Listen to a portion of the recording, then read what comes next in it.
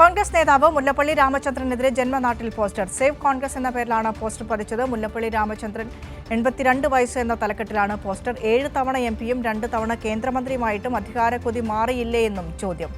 വിശദാംശങ്ങളുമായി AK ലതീഷ് കോഴിക്കോട് നിന്ന് ചേരുന്നുണ്ട്.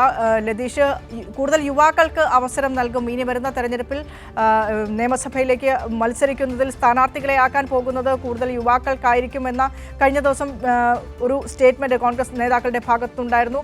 അതിനുശേഷം മത്സരിക്കാൻ താല്പര്യം പ്രകടിപ്പിച്ചുകൊണ്ട് പല മുതിർന്ന നേതാക്കളും രംഗത്ത് വരികയും ചെയ്തിരുന്നു. അതിനെതിരെയാണോ ഇത്തരത്തിൽ മുല്ലപ്പള്ളി രാമചന്ദ്രന്റെ നാട്ടിൽ തന്നെ പോസ്റ്റർ പ്രചരിപ്പിക്കുന്നത്?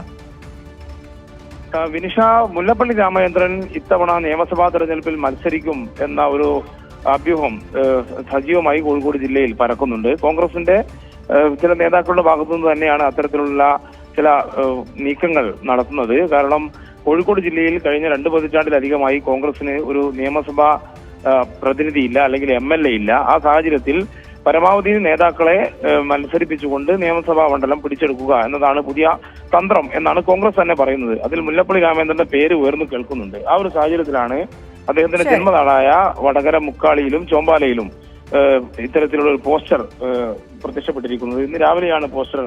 ശരി, ഏതായാലും വലിയ പ്രതിഷേധം കോൺഗ്രസ് പ്രവർത്തകരുടെ ഭാഗത്തു തന്നെ ഉണ്ടാകുന്നു. മുല്ലപ്പള്ളി രാമചന്ദ്രന്റെ പേരിലാണ് പോസ്റ്റർ പതിച്ചിരിക്കുന്നത് കോഴിക്കോട് വടകരയിൽ.